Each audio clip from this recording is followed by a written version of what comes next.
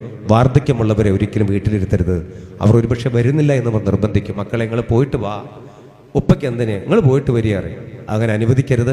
ഉപ്പ വരണമെന്ന് പറഞ്ഞ് നിർബന്ധിച്ച് ഷർട്ടെടുത്ത് ഇടിയിപ്പിച്ച് ചെരുപ്പെടുത്ത് കാലിലിട്ട് കൊടുത്തിട്ട് വരാൻ പറഞ്ഞ് നല്ല ഡ്രസ്സ് ഇട്ടുകൊണ്ട് വണ്ടിയുടെ ഫ്രണ്ട് സീറ്റിൽ ഉപ്പയെ പിടിച്ചു വലിച്ച് നമ്മളോ പേരക്കുട്ടികളൊക്കെ നിർബന്ധിച്ചാൽ ഉമ്മ വരും. അങ്ങനെ കടൽക്കരയിലൊക്കെ കൊണ്ടുപോകണം. അങ്ങനെ നല്ലൊരു ഹോട്ടലിലൊക്കെ എപ്പോഴേക്ക് കൊണ്ടുപോകണം. ചെറു സെൽഫിയൊക്കെ എടുക്കണം. ഒരുപക്ഷെ ജീവിതത്തിനകത്ത് അവർ നിർബന്ധിച്ചാൽ അവർ വരും. അവരുടെ വിചാരം എന്താ, നടക്കാനൊന്നും പറ്റുന്നില്ല, പ്രശ്നങ്ങളൊക്കെ ഉണ്ട്, തിരിച്ചു വന്ന കാലിൽ നീരൊക്കെ കയറും, നമുക്കൊരു ബുദ്ധിമുട്ടാകും എന്ന് കരുതിക്കൊണ്ടാ നിങ്ങൾ പോയി വരികയെന്ന് പറയണേ. അത് നിർബന്ധിച്ചാൽ തീർച്ചയായിട്ടും അവർ വന്നോളും. വാർദ്ധക്യങ്ങളെ എപ്പോഴും ചേർത്ത് പിടിക്കണം. കുറഞ്ഞ സമയം മാത്രമേ അവർക്കുള്ളൂ. ആ സമയത്ത് അവരെ ബലപ്പെടുത്തണം. അവരുടെ പോക്കറ്റിനകത്തൊക്കെ നല്ല പൈസ വെച്ച് കൊടുക്കണം. അവരുടെ പോക്കറ്റിനകത്ത് എപ്പോഴും നമ്മുടെ സമ്പാദ്യത്തിൻ്റെ വിയർപ്പിൻ്റെ ദശാംശം നമ്മുടെ വീട്ടിനകത്ത് ഉപ്പയുടെ പോക്കറ്റിൽ വരണം. ഒരു കാലഘട്ടത്തിൽ വീടിനകത്ത് നിറഞ്ഞു നിന്ന് ജരാനര ഇന്ന് ബാധിച്ചപ്പോൾ ഒരുപക്ഷെ അച്ഛൻ ഉപ്പ ഏകാന്തപതികനായി പൂമുഖവാതിക്കൽ ഒറ്റയ്ക്കിരിക്കുന്നവനായി മാറി. ഉപ്പയ്ക്ക് കുറച്ച് സുഹൃത്തുക്കളേ ഉള്ളൂ. ഉപ്പയ്ക്ക് മാക്സിമം പോയ വീടിൻ്റെ മുമ്പിലുള്ള ആ കവലയിൽ അമിതാക്കാൻ്റെ ചായപ്പീടി വരെ ഉപ്പയ്ക്ക് നടത്തമുള്ളൂ. അവിടെ പോയി വർത്താനം പറഞ്ഞ് ചായ കുടിച്ചു, മധുരമില്ലാത്ത ചായ കുടിച്ച് ഉപ്പ തിരിച്ചു വരും. വേണം ഉപ്പ ഇവിടുന്ന് പള്ളിയിലൊന്ന് പോകും. ഇത്രയേ ഉള്ളൂ ഉപ്പയുടെ ബന്ധം.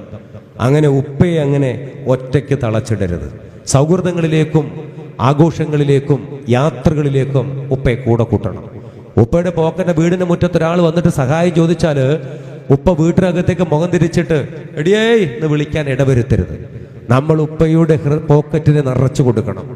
ഉപ്പയുടെ പോക്കറ്റിനെ നിറച്ചു കൊടുക്കണം, ബലപ്പെടുത്തണം ഉപ്പയെ.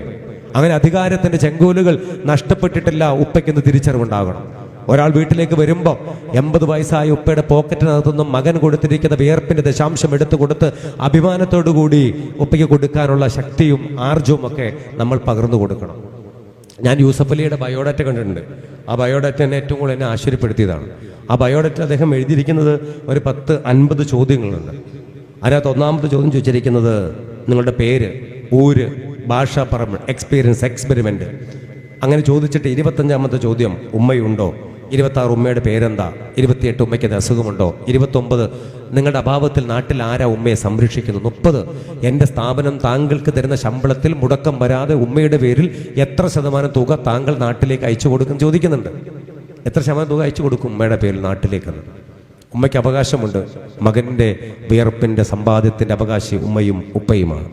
പക്ഷെ നിർഭാഗ്യവശാൽ നമ്മളൊക്കെ വിചാരിക്കും എന്തിനാ ഉമ്മയ്ക്ക് പൈസ, എന്തിനാ ഉപ്പയ്ക്ക് പൈസ, എന്തിനാ? ഉപ്പ വലിയ പാൻറ്റോ ഷർട്ടോ ജീൻസോ യാത്രയോ ടൂറോ ഒന്നും പോയിക്കോ, എണ്ണ അടിക്കാനോ പെട്രോൾ അടിക്കാനോ ഒന്നും ഉപ്പയ്ക്ക് ആവശ്യമില്ലല്ലോ. ഉപ്പ ഷേവ് പോലും ചെയ്യില്ലല്ലോ. പിന്നെ എന്തിനാ ഉപ്പയ്ക്ക് എന്തിനാ പൈസ? ഉപ്പയ്ക്ക് എല്ലാ കാര്യങ്ങളും ചെയ്തു കൊടുക്കുന്നില്ലേ?